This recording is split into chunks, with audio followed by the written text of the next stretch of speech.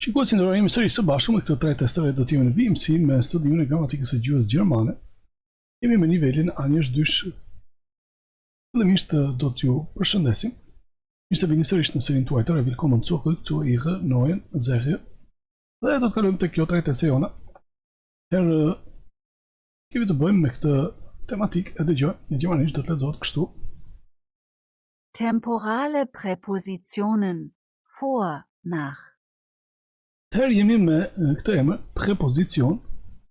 Me thënë emrat që mbarojnë me tion, lexohen cion, dhe i përkasin shtrekull ky pra i përkasin gjinisë femërore gramatikore, dhe do ta bëjnë shumë si me një n shtes njësit, pra prepozicion, di prepozicion, shumë si di prepozicione.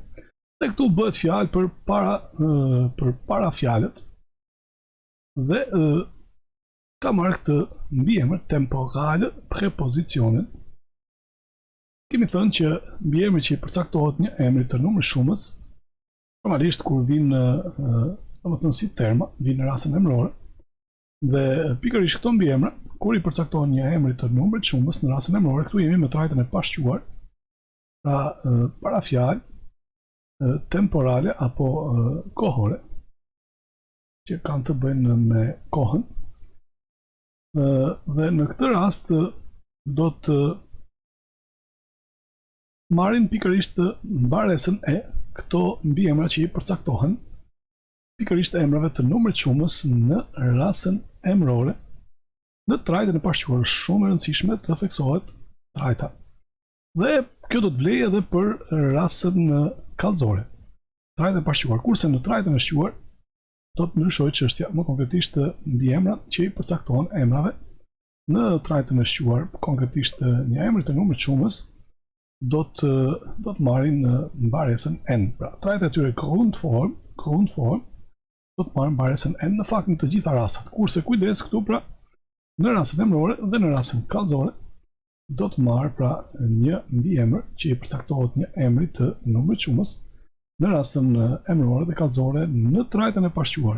Kjo është për të theksuar, ka të bëjë trajta, do të marrin pikërisht këtë mbaresën e, pra trajta e tyre grundform do të marrë mbaresën e. Dhe këtu jemi me dy parafjalë. Realisht këtu do të vinë me kuptimin kohor, temporal, pra tempi, koha. Dhe në kuptohet këtu pra me kuptimin e kohës, do më thënë që si që është ilustruar edhe në fundin e faqes, ka të bëjë me çështjen e orareve ditore. Dhe këtu kemi parafjalën vor, para, dhe nach, pas. Pra, realisht do të ketë secila nga këto parafjalë përdorim të shumë fisht. Një prej këtij përdorimi do të jetë përdorimi i tyre si parafjalë që tregojnë kohën, pra kohën në lidhje me orare ditore. Orientimi i parë që do të vi për këtë çështje është pikërisht ky, e dëgjoj. Eine zeitliche Reihenfolge anzugeben, kannst du die Präpositionen vor und nach benutzen. Pra thot, eine zeitliche Reihenfolge anzugeben. Shikojmë këtu, kemi pikërisht parafjalën dhe kemi këtu edhe pjesën e paskajorës zu. Kemi thënë që zu do të thotë me qëllimin për të. Dhe këtu do t'i parapri kjo parafjalë, do t'i parapri një fjalë të varur. Shikojmë pra, kjo është komplet një fjalë e përbërë. Dhe në fillimin e fjalës së përbërë ka ardhur një fjalë e varur që ka filluar me këtë lidhës. Dhe kemi thënë që lidhësat që fillojnë në fjalët e varura quhen lidhësa në rënditse dhe një nga efektet kyçe që këto lidhësa bëjnë në fjalinë cilës i paraprinë është që dërgojnë foljen në fundin e fjalisë. Dhe po kështu, kur vinë në fillimin e fjalës së përbërë, do të përbëjnë gjymtyrën e parë të kësaj fjalie. Konkretisht në përgjithësi, fjalët e varura përbëjnë një rrethan që i shërben, domethënë kuptimit të fjalisë kryesore, dhe pastaj më njëherë pas kësaj gjymtyre të parë do të vi pikërisht kallëzuesi. dhe me radhë gjymtyre të tjera të fjalisë. Dhe ne dim që kryesisht, domethënë, kur kryefjalës ja zë vendin një tjetër gjymtyr, qoftë edhe në trajtën e një fjalie të varur, ajo do të vi më njëherë pas foljes së zgjedhueshme. Atëherë për të vijuar me këtë rregull, thot eine zeitliche Reihenfolge anzugeben. Pra jemi me foljen angeben, do ta marr pjesën e paskajorës zu, pikërisht në këtë trajt. Dhe kuptimi i foljes angeben është jep. Jep, pra jep një të dhënë. Më konkretisht këtu thot eine zeitliche Reihenfolge. Reihenfolge jemi me këtë emër. Është një emër siç e shikojmë pra i gjinisë femërore. Është në fakt një emër i përbër. Emri rrënjësor është die Folge. Dhe emri tjetër që është bashkangjitur është Reihe. Dhe ka kuptimin renditje ose kronologji, zeitliche është kohore. Pra me qëllimin për të dhënë një kronologji apo një renditje kohore, këtu pra zu do të përbën një kombinim që shpreh një ndajfolje, në fakt një ndajfolje qëllimore. Pra, do t'i parapri një fjalie të nërenditur që përbën apo shpreh një qëllim. Pra, fjalie të nërenditur apo fjalie të varur qëllimore. Thot, për ta bërë këtë, kannst du, jemi këtu me pikërisht foljen kënën, zgjidhimin e saj për du, pra për vetën e dytë, numri njëjës, koha e tashme, dhe shikojmë a do të vijë shoqëruar kjo folje gjysmëndimse, kënën, me foljen kryesore të cilës i shërben. Pra kannst du benutzen, ti mund të përdorësh die Präpositionen vor und nach. Përdorësh thot parafjalët vor dhe nach. Pra edhe njëherë tani më u bë i qartë ky rregull. Do të përdorim parafjalët vor, pra para dhe nach pas, për të ndërtuar një kronologji apo për të dhënë një kronologji kohore apo një rend kohor. Pra këtu fjala Reihenfolge na e tregon këtë fakt. Dhe konkretisht këtu fjala rrënjësore Folge do ta gjejmë shumë dendur edhe në le të themi në televizion. Dhe në televizion në kupton episodin, pra apo serin, dhe ndër të tjera, pra ky është edhe kuptimi i kësaj fjale, pra përbën edhe një konsekuencë, një rezultat, një pasojë, dhe po kështu në kupton edhe një episod. Dhe në rastin e fjalë në kombinim me die Reihe, Reihe gjithashtu do të thotë rend, do të thotë fjala Reihe nga kuptimet e tjera të saj është rresht, pra. Dhe këtu që të dy këto fjalë, edhe Reihe edhe Folge, që të dyja janë të gjinisë femërore dhe e bëjnë shumësinë me një në shtesë njësit. Dhe shikojmë këtu që ka marrë, domethënë, fjala rrënjësore kur është lidhur me fjalën që konkretisht fjala rrënjësore është një emër, kur është lidhur me emrin tjetër, që është bashkangjitur për të formuar këtë emër të përbërë, ka marrë një në, e gjasa nuk është në-ja e numrit shumës, por është një në sepse kemi thënë shumë dendur ndodh që emrat e përbërë, kur lidhet emri rrënjësor me tjetër fjalë, përfshirë edhe rastin e emrave, herëherë ne do të shkruajmë sikurse në rastin e fjalë. Pra ky është rregulli, një rregull shumë interesant dhe i rëndësishëm. Do ta përdorim pikërisht secilin nga këto dy parafjalë për të formuar një rend apo një kronologji kohore. Dhe ja ku jemi konkretisht me rastin që përbën edhe ky ilustrim. Atëherë, thotë Frühstück, Frühstück do të thotë vakti i mëngjesit, pra ingredienca e mëngjesit, po ta përkthejmë fjalë për fjalë shtyk, do thotë copë, dhe früh do thotë herët. Ky është kuptimi i bazë dhe me gjasa pra është përdorur kjo për copëzat e ushqimit apo për le të themi ushqimin që hahet herët, pra që përbën pikërisht vaktin e ngrënies së mëngjesit. Dhe shikojmë këtu se si është paraqitur në le të themi këtë trajt të këtij ilustrimi, fakti që personi, domethënë, ka vendosur në mes të këtij intervali mes orës 7 dhe 9, ngrënien e mëngjesit dhe që i bie diku tek ora 8, domethënë, dhe në orën 7 ai bën një dushën, pra bën dush do të thotë pra që bëhet fjalë për ato banjo në cilat është mundësia e larjeve, pra banjo do të ndahen kryesisht në tas bad, pra që ka brenda alternativën apo le të themi mundësinë për t'u larë, dhe ka edhe banjë të tjera që hyn tek tualetë, domethënë që nuk e kanë këtë mundësi. Pra do të bëj fillimisht dush në orën 7, më pas me kohë rreth orës 8, domethënë do të haj mëngjesit, dhe pastaj me kohë rreth orës 9 zum Sprachkurs gehen. Pra do të shkoj për në kursin e gjuhës megjasa të gjuhës gjermane. Këtu referencë do të jetë, siç është edhe viza, është pikërisht ngrënia e mëngjesit, prandaj çfarë vjen para ngrënies së mëngjesit do thuhet vor dem Frühstück, pra para mëngjesit. Frühstück është një emër i gjinisë asnjanse, pra das Stück. Shikojmë se si ky,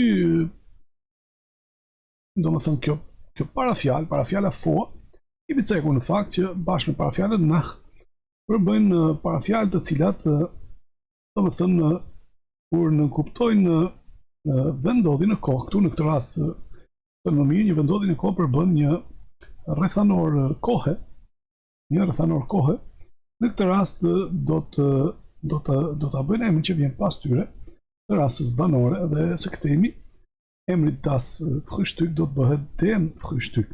A do të themi vor dem Frühstück dusht Nico, siç do të vijë edhe më poshtë. Pra, do të referohemi këtu me ngrënien e mëngjesit, dhe para ngrënies së mëngjesit bëhet ky veprim, kurse për sa i përket veprimit tjetër, zum Sprachkurs gehen, atëherë do të formohet fjalia nach dem Frühstück geht Nico zum Sprachkurs. Pra, kjo do të jetë mënyra se si do të referohemi dhe do të formojmë një kronologji në lidhje me veprimet që ne bëjmë në oraret kohore përkatëse. Dhe ja ku i kemi konkretisht ilustrimet, kemi thënë me ilustrimet do të bëhet e qartë, do të thënë ajo çfarë shpjegohet, dëgjojmë. Vor dem Frühstück duscht Nico. Pra thamë referencë morëm ngrënien e vaktit të mëngjesit, dhe çfarë vjen para kësaj kohe do të përdorim pikërisht parafjalën vor, para në kuptimin kohor, para kësaj kohe, para kohës së ngrënies së mëngjesit, ose fjalë për fjalë para ngrënies së vaktit të mëngjesit, dusht Nico. Pastaj do të vi, kemi thënë që kur pozicionin e parë të fjalisë e zë një tjetër gjymtyr, në këtë rast ka ardhur pikërisht ky emër që përbën një kundrinor të drejtë me parafjalë, dhe në fakt përbën edhe një rrethanor kohe. Pastaj kemi thënë vendin e dytë, pozicionin e dytë të fjalisë standard, domethënë e ka tek fjalia dëftore, e ka pikërisht kallëzuesin në rastin e foljeve të thjeshta, apo në rastin e kallëzuesve të përbërë e ka folja e zgjedhueshme, dhe ja ku jemi pikërisht me foljen e zgjedhueshme dushën, që është një folje e rregullt, dhe menjëherë pas kallëzuesit në rastet kur kryefjalës ja zë vendin një tjetër gjymtyr, do të pozicionohet pas foljes zgjedhueshme. Pra kjo do të jetë trajta se si do të shprehin këtë fakt, duke u referuar në kohë, domethënë tek ngrënia e vaktit të mëngjesit. Dhe përsa i përket kohës pas kësaj, që do të bëj veprimin tjetër, zum Sprachkurs gehen, të shkuarit në kursin e gjuhës, dhe do ta shprehim me parafjalën nach pas.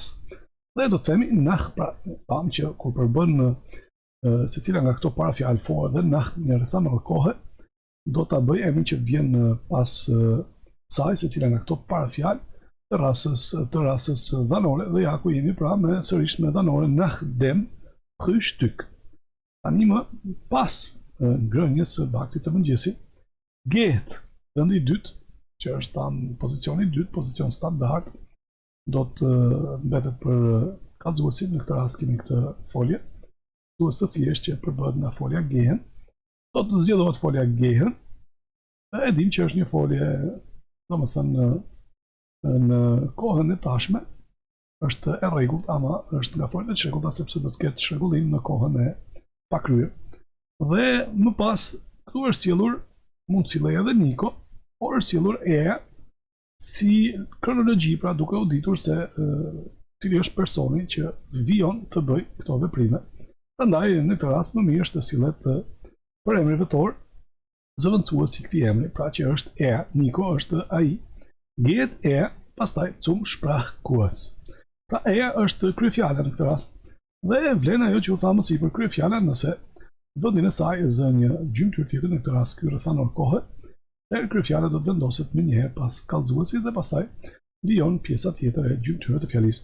Tu jemi me foljen gehen, e cila merr shumë dendur, domethënë përbën lëvizje, merr shumë dendur pikërisht parafjalën cu. Dhe parafjala cu është një parafjalë e rastës danore.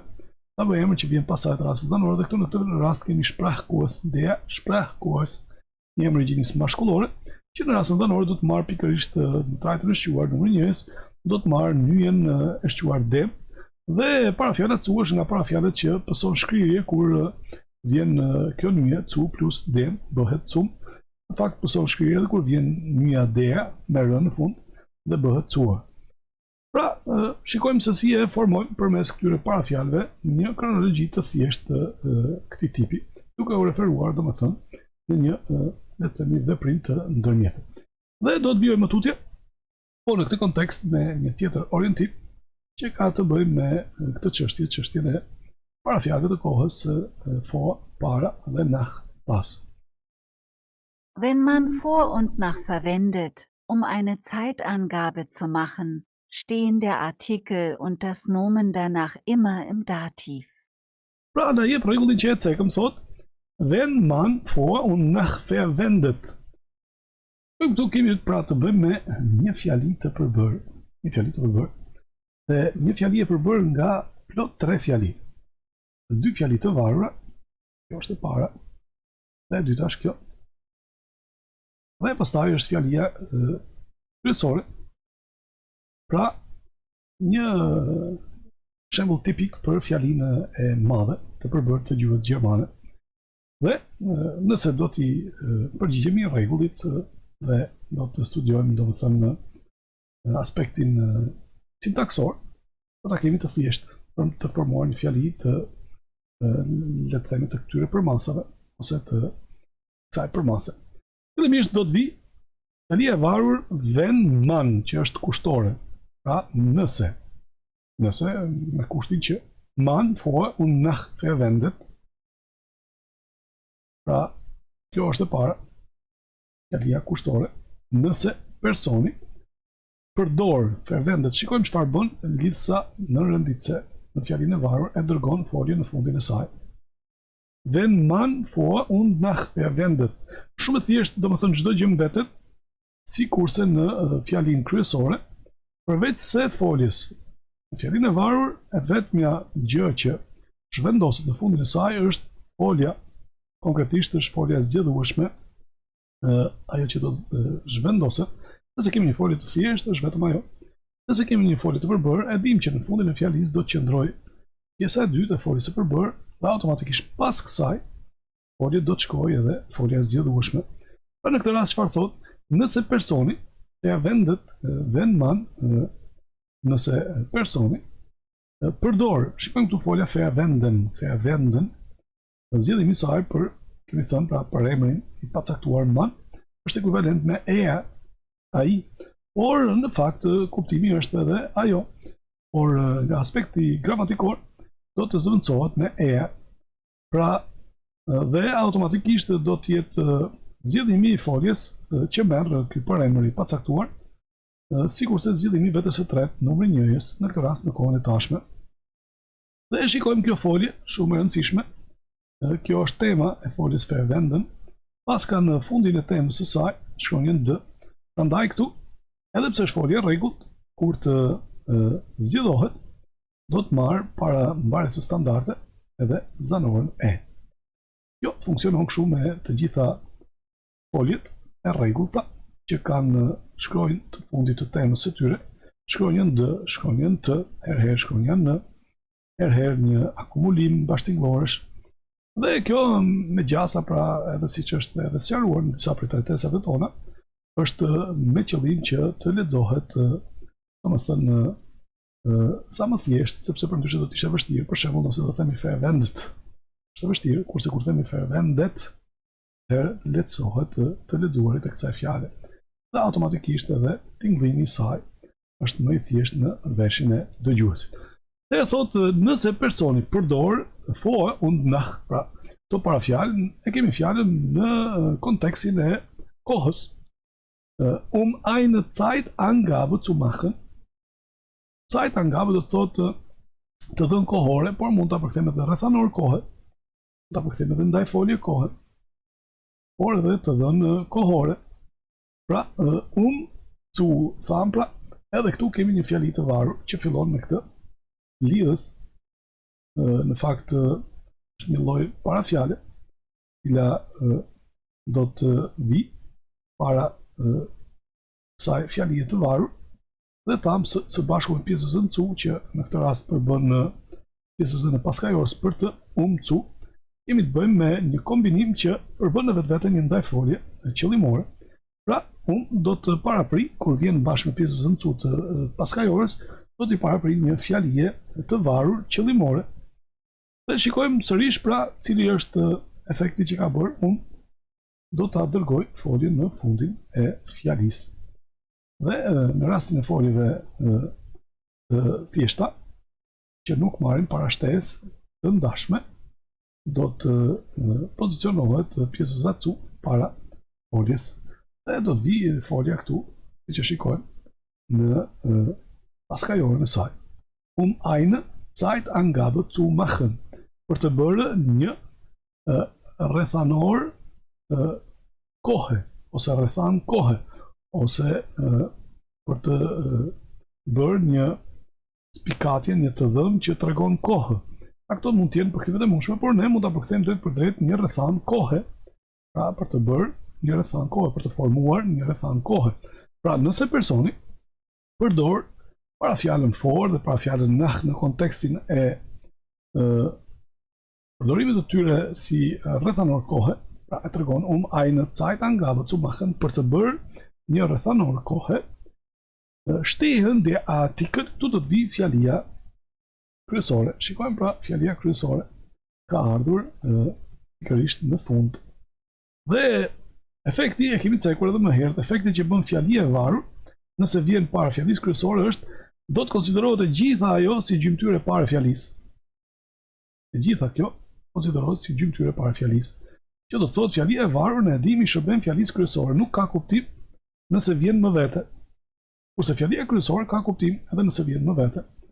Por nëse mungon fjalia e varur, të themi kuptimi i saj do të mbetet i zbehur. Kurse fjalia kryesore do të përbëj pikërisht, të themi, një shtesë, një spikatje të karakteristikave shtesë për fjalinë kryesore. Pra e gjithë kjo, dy fjalit e varura, konsiderohen gjymtyra e parë e fjalisë kryesore. Dhe kemi thënë që vendin e dytë automatikisht në fjalinë kryesore do ta zër folja, dhe më njëherë pas foljes do të vi kryefjala. Realisht kjo është një nga format më të thjeshta dhe më të themi të përthithshme apo të kuptueshme që më rezulton për të shpjeguar, domethënë, të fenomen gramatikor të gjuhës gjermane, këtë dukuri gramatikore, pra kur vjen para fjalisë kryesore një fjali e varur se si funksionon dhe çfarë duhet të kemi parasysh për të mbajtur mend këtë rend të vendosjes së gjymtyrëve në fjalinë kryesore. Pra, thotë nëse personi përdor vor dhe nach, pra to dy parafjalë kohe, para ose pas, për të formuar një rrethanor kohe, stehen der Artikel. Herë thot këtu der Artikel. ka ardhur në numrin 1 dhe artikël nyja. Po pse thot shtehen? Sepse kemi edhe një kryefjalë tjetër homogjene, und das nomen dhe emri. Stehen der Artikel und das Nomen danach immer in dativ. Ta thot do të qëndrojnë, prandaj është ka ardhur në shumës stehen, do të qëndrojnë sepse kemi e gjithë kjo është kryefjala. Është një kryefjalë përbërë nga dy gjymtyr homogjene. Pra thot do të qëndrojnë nyja und das Nomen dhe emri. Shikojmë nomen është një term i gramatikës të gjuhës gjermane dhe përdoret në aspektin morfologjik për emrin. Das Nomen ardhur në numrin 1 këtu, kurse në shumës do të ruaj sërish trajtën e njësit, por do të vinë me nyjen di. Prandaj pra shikojmë ka ardhur kallëzuesi në shumës, sepse përbën dy gjymtyr homogjene të kryefjalës. Pra, qëndrojnë ata të dy ose ato të dy, nyja dhe emri. Danach und das Nomen danach. Jo shumë e rëndësishme, das Nomen danach dhe emri pas kësaj, se që vjen më pas kujt, më pas nyjes, emri që vjen më pas. E folja danach ka disa kuptime, pra një nga kuptimet ishte ky pas kësaj, një tjetër kuptim është konkretisht përdoret në kuptimin pas ti apo që vijon e kështu me radhë. Emri pas ti pra ima im dativ do të qëndrojnë gjithmonë në dhanore. Dhe ja ku jemi konkretisht me një ilustrim, kemi thënë përmes ilustrimeve do të na bëhen të qarta edhe më shumë rregullat. Jemi pra der Unterricht. Shikojmë pra në gjuhën gjermane, kemi thënë që nëse vjen pas një zanore, një bashkëtingëllore dy fishuar, ka një mision, ka një detyrë. Kjo detyrë është kuptojmë se zanore që do të vijë para këtyre dy bashkëtingëllorëve të le të themi dy fishuara, pra një bashkëtingëllore e dy fishuar, do të lexohet shkurtazi Unterricht. Shikojmë pra e kalojmë shumë shpejt. Der Unterricht do të thotë mësimi, dhe shikojmë në pikatët këtu, është një emër i gjinisë mashkullore. Shikojmë se si përdorimi i këtyre dy parafjalëve, for apo nach, pra thamë që në këtë rast përbëjmë parafjalë të kohës, do ta bëj këtë emër në rastën dhanore, dhe ku spikatët kjo? Spikatët pikërisht tek nyja dem, që është nyja përkatëse. Pra, nyja e emrave të gjinisë mashkullore në trajtën e shquar në numër 1 në rastën dhanore. Dhe më pas shikojmë, kemi një tjetër rast të një emri të gjinisë femërore. Sërish do ta bëj pra në dhanore. Ku spikatët kjo? Tek nyja der. Nyja der, si që din, përbën në nyjen e dhanores për emrat e gjinisë femërore në numër 1 në trajtën e shquar në rastën dhanore. Dhe ashtu si që vlen për emrat e mashkullores, pra do të marrë nyjen dem, e njëjta vlen edhe për emrat e gjinisë asnjanse. Këtu për shembull kemi emrin Frühstück, është një emër gjinisë asnjanse, kur do të marrë këtë parafjalë, for ose nach, do të bëhet sërish i rastës dhanore, pra do të marrë nyjen e shquar dem. Kjo ishte sa i përket këtyre dy parafjalëve të kohës, for dhe nach. Besojmë që këtë teste këtë qenë dobishme dhe në fundin e saj do t'ju përshëndesim. Miru takoshim herë tjetër, bis zum nächsten Mal.